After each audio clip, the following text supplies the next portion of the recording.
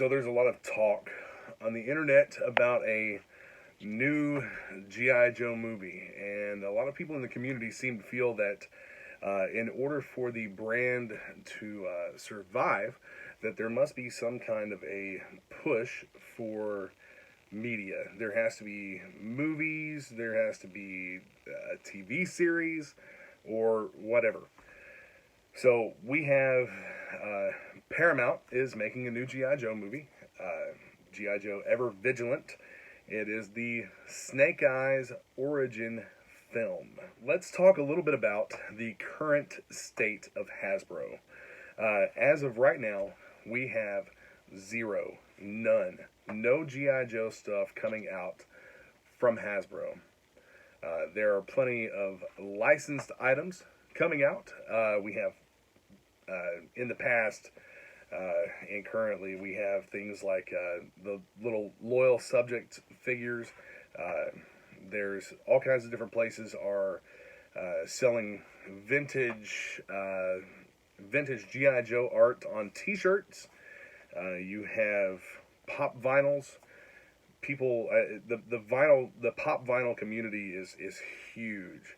If you walk into any bookstore or music store, I mean, just about anywhere, you see a plethora of pop vinyls. And everyone I know that collects them, I don't collect them, but everyone I know that is into those says that it's basically one big deep rabbit hole, because they license all kinds of different products to make these little pop vinyl figures. And you know, it's everything from Game of Thrones to G.I. Joe to Marvel to movie characters, all kinds of stuff. And you also have the little 1.5 to 2 inch G.I. Joe minifigures, the smallest G.I. Joe ever made, that's supposed to be coming out in some markets here soon. I've seen pictures online. I have not seen one of these in person. Don't really have a whole lot of interest in them, but I will pick one of them up just to make a video on and talk about, and I'll open it up and take a look at it and whatnot with you all. So the Paramount and Hasbro movie deal. Some of you will remember a couple of years back, they were talking about a Hasbro cinematic universe involving Mask, G.I. Joe, Visionaries, Micronauts, and I mean, it was planned at the time to be a huge cinematic universe, a shared cinematic universe where all of these toys and characters would exist in the same realm, and it seemingly just kind of fell apart. But the one thing that stuck was the G.I. Joe movie. Back in 2009 is when we had the first live-action feature film, G.I. Joe, The Rise of Cobra. There were a ton of figures that came out for that. Those figures were the modern era, better sculpts, some pretty detailed figures. Now, all of those had pretty much the same packaging. There was a new G.I. Joe logo that some collectors and some people that were fans, they really didn't care for the new logo. Some people didn't care for modern figures. But at least the packaging had an illustration of the character on the box. And I say box because these are more of a combination cardback / box. Here's one of the figures from the Rise of Cobra line, and you see what I'm talking about with it being a cardback / box. You have the regular card here, and it comes down to a folded over box in piece at the bottom. The figure is in a plastic tray inside the bubble, and the bubble is glued to the card back. So a pretty nice presentation here. You have the illustration of the character on the back. It's a throwback to some of the classic figures where you'll have others that are available in the line. You have a file card with a bio and the typical what G.I. Joe is here. And you know, they sold a ton of these things. Then we move on to 2013, G.I. Joe Retaliation. I don't have any of those figures to show you. I don't collect those figures because I don't like the packaging. The packaging turned me off so much to them that I just don't have any of them. Every single package, they were similar to this. They weren't the same, but they were similar. A card back with a boxed in piece, and then the bubble with the tray inside. The card art for all of the Retaliation figures was an image of Snake Eyes and The Rock together.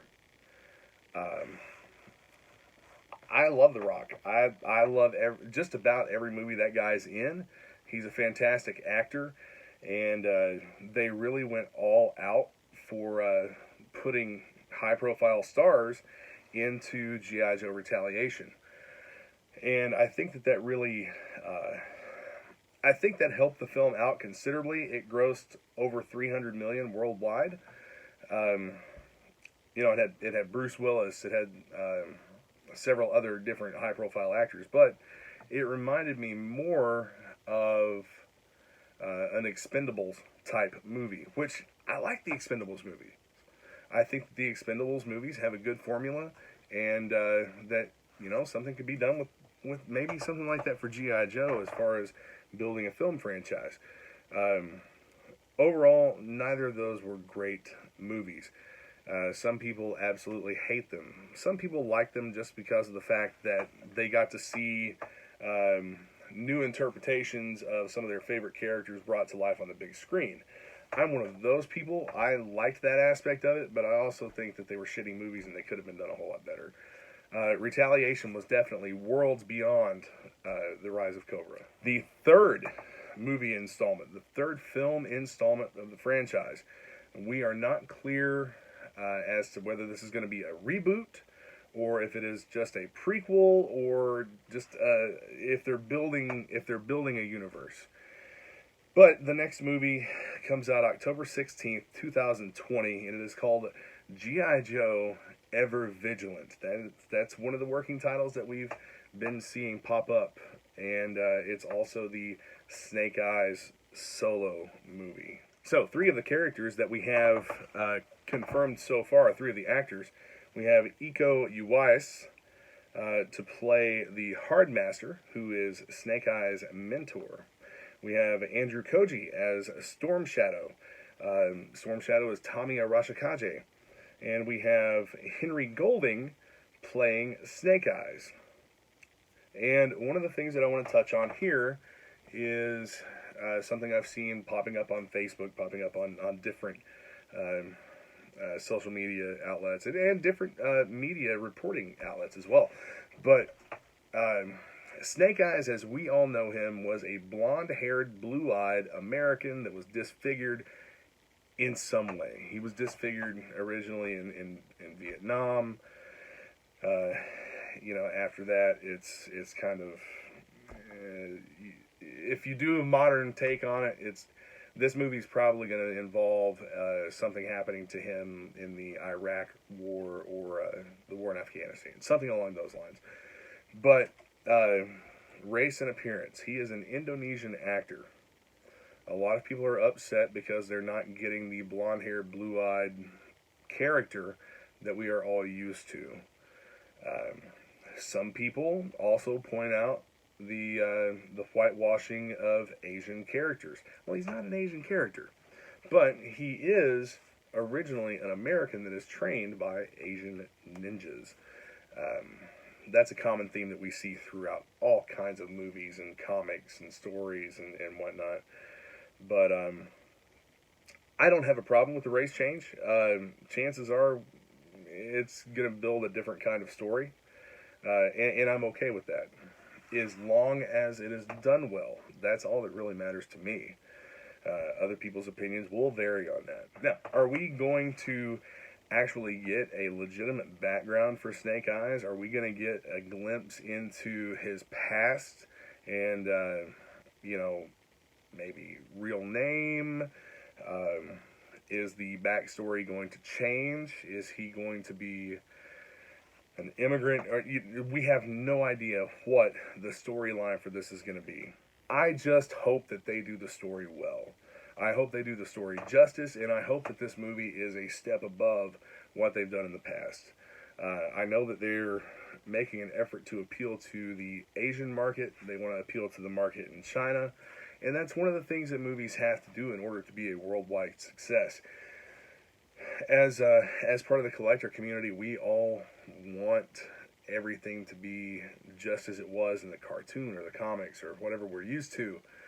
But we also have to take into consideration that worldwide, our community is small in comparison to other collector communities. Also, we have to take into consideration that when a movie like this is made, they're not looking just to please a small American market or a small Canadian market. They're looking to please a world market. Now, we also have another G.I. Joe movie, a fourth one, that's already in development. And that's kind of odd considering the fact that they're not doing anything with the brand, they're not doing anything with the franchise, except the Snake Eyes movie. And for the longest time, I had heard that the Snake Eyes movie was basically just going to be built up, put out, and we'd see 3 to 6 months of toys on the shelf in stores, and then it was done. But now they're talking about another movie that's going to feature another character that we all know, some of us love and some of us hate. But that other character is Chuckles. It's not clear as to whether he is going to be a main character, a focal point of the movie, or if he's just featured in the film. Either way, I'm down. I like Chuckles. I think Chuckles is a great character. It's also rumored that this is going to be an ensemble movie, that this may feature a G.I. Joe team aspect, which would be really cool.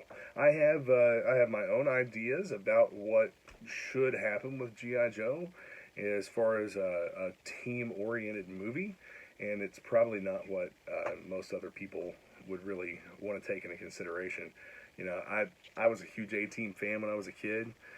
That's kind of what Renegades was a little bit. It was Renegades was an A-Team-esque cartoon series, and I wish that it would have gone longer and done better. Some people said that the animation might have actually affected that, and the animation might have hurt it. But I liked the animation, and I liked the figures that came out for it. So we have not one, but 2 G.I. Joe movies in the works featuring characters that we all know and love. I didn't have very much hope at all for the Snake Eyes movie. But now that I see some of the people that are being cast for it, I'm hopeful. I'm hopeful that it will be great. My expectations are low because with low expectations comes low disappointment. What toys are we going to see come out for the Snake Eyes movie?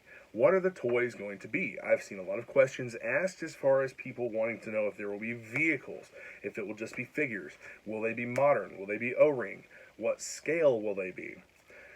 Judging by the other figures that Hasbro is putting out on the shelves right now, we have pretty much a 4-inch scale and a 6-inch scale. These are a 4-inch scale. This is a third-party bat. That is a 3 3/4 scale figure. And I actually just made these card backs to go in the clamshell cases for displaying loose figures. Love these things. Not just because I made them, but just I love the way the display looks. It's a little more space-saving than big star cases with carded figures. But we'll make another video on that and talk more about it later. What kind of toys are we going to see? A lot of people don't want to see just figures, even though other toy lines that Hasbro is putting out are just figures. If you look at some of the Fortnite figures, that's all it is. It's just figures. You know, I don't see any vehicles on the shelf or anything. Marvel Legends. Marvel Legends at one point was a 4-inch figure and now is a 6-inch figure. There's a lot of speculation out there that Hasbro is going to do the same thing with G.I. Joe. That when the new movie comes out, that we are going to get a 6-inch scale figure. That's based on the fact that they do that with Star Wars. They still have the 3 or 4 inch figures, but they also produce a 6-inch figure, a highly detailed, highly posable figure in the 6-inch scale. I personally, I'm gonna buy whatever they put out anyway, unless it's shitty packaging like Retaliation. I don't know why I have such a hard time with that. I mean, it doesn't look that bad. It's just the fact that every single one of them is The Rock and Snake Eyes, and I'm going to complain about that till the bitter end. But I hope that they don't end up doing that with the new Snake Eyes movie. Another question that we have about these figures is, will they be geared toward collectors or will they be geared toward kids? We all want to see stuff geared toward collectors, but we're in our 30s, 40s, and up, and honestly, the community is just not that big. It's we're looking at roughly 15 to 20,000 people that are active in the Facebook groups, tops, from what I see. And, a lot of people are in multiple groups, so those numbers are not going to be exact or necessarily accurate. But it's around 15 to 20,000. So will these be geared toward adult collectors like myself, or will they be geared toward kids? Honestly, we know deep down inside, we know that in order for these to be successful, they need to be geared toward kids. They don't need to be geared toward the 30 to 40-year-old man that's out there reliving his childhood buying toys. You get something like this, the Combat Heroes that they tried to do a while back. These things suck. They really do. They're kind of neat, but at the same time, there's no posability or anything, especially when you're talking about what we had as kids, were the fully posable military action toy. But these Combat Heroes, they're neat to kind of look at, but that's about it. It needs to be geared toward kids, because kids are the ones that are going to beg their parents for them. Kids are the ones that are going to have all this stuff, because guess what? We did when we were kids. We begged our parents for this stuff. Our parents bought it, in some cases to shut us up. In some cases, like mine, our families were more involved and actually played with the toys with us and whatnot. But, I really think that it needs to be geared, if not completely, at least more toward kids. Will the community, the collector community, will the community actually support the toy line from Hasbro? Or will it be one of those things where, well, those look kind of neat, but I'm not going to buy them until they're at Ross or some other discount store for less than half price? Because when we do that, that means that they're not selling at retail. They're selling at a secondary retailer because they did not do well with the primary retailer. That tells Hasbro, we don't have a customer base. And then in turn, when we don't get any more toys, we complain about that. We say things like, Hasbro doesn't care about us. Hasbro doesn't care about the collector. They don't want to provide us with what we want. Well, you're right, they don't. They want to make a buck. They want to make money. That's what they're in it for. They're not in it for us. They're in it for money. So, hopefully they put out some stuff that we actually want and will actually buy, which will in turn make more of it happen. If this fails, I feel like the entire GIJoe franchise will probably fail. It will probably just be done with. It'll be relegated to licensing for t-shirts and pops and other random bullshit that comes out that collectors will buy because it says GIJoe on it.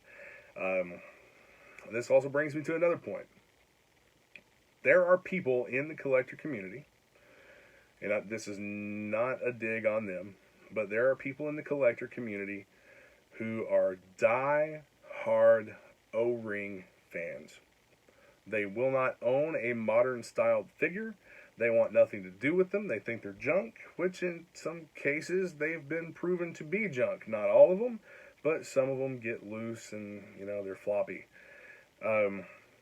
O-ring figures do the same shit, but the O-ring figures are a little bit more user-friendly in the area of like fixing them and whatnot. So if we think about troop building, which is something that a lot of people love to do, a lot of people are looking to the third party because that's what those guys specialize in. They make a lot of troop builders for people and their O-ring figures.